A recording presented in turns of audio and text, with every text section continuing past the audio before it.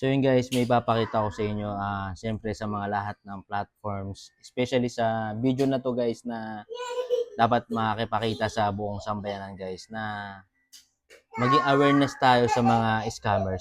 Panoorin nyo to guys. Hindi maniniwala to, scam to. Hindi nakagamit sa mga gasoline station na nakalagay rito.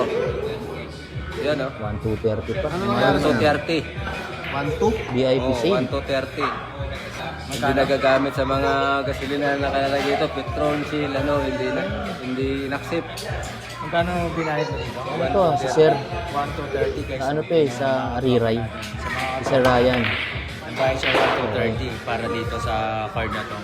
So, paano diniliver siya? 1,430. Ano na, online. Mahal ah. Ano, online.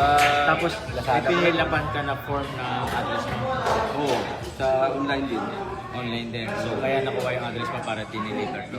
So, huwag kayo maniniwala sa mga ganito kasi napakasimple ng paggawa nito. Oo nga, napakalambot Ako, pa. kaya kong gumawa Tama, ng 20 pesos na ito para lang sa card na to. Tapos, papayaran mo 1, 2, 30 binayaran niya. Tapos, Kawawa naman si hindi mo Kuya. mapiverify.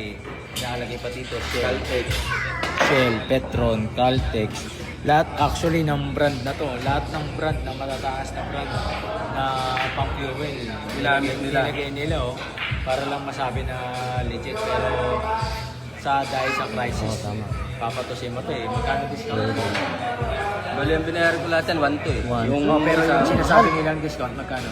20 pesos per liter. 20 pesos per liter, napakalaki ng 20 pesos per liter. Imagine that. Kung meron kang 90 pesos per liter, 70 pesos per liter agad ang babayaran mo. So 20 pesos sa mga kaltas. Sa motorsiklo mo, Okay. nakakailan. Ito guys. Yun, siyempre napanood nyo yun guys. Dapat maging aware tayo sa lahat ng platforms. Dapat mag-ingat tayo sa mga scammers na may lumalapit sa atin, mga nag-o-offer, katulad ng yun, yung nilabas ni Kuya Rider sa kanang video ng si Sir Ryan, sa Ariray sa other platforms. So, maging maingat po tayo sa mga ganyan, ha? Sana maging wise po tayo. Pero sana naman sa mga nag-scam, sana makonsensya ka naman kasi lumalaban ng patas yung riders po natin. Huwag nyo po sanang lokohin. Sabagay, Diyos na ang bahala sa inyo. So, yung get awareness guys, mag-ingat po tayo sa mga scammers like yung ganun, yung saves na VIP na merong mga gasoline station na napakalaki ng discount.